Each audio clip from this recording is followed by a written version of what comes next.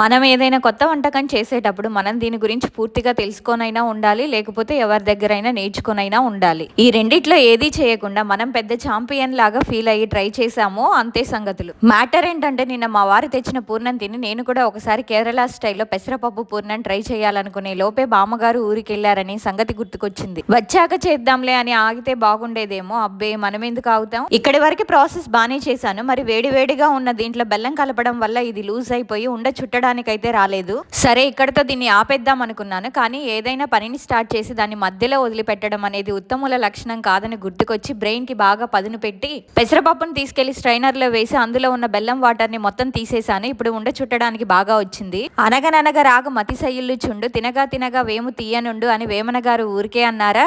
ఏదైనా అంతేనండి, ప్రాక్టీస్ చేస్తేనే ఇంకా బాగా పర్ఫెక్ట్ గా వస్తుంది. ఫైనల్లీ వితౌట్ బామ్మ ఫస్ట్ టైం ట్రై చేసిన కేరళ స్టైల్ పెసరపప్పు పూర్ణాలు. వీడియో నచ్చితే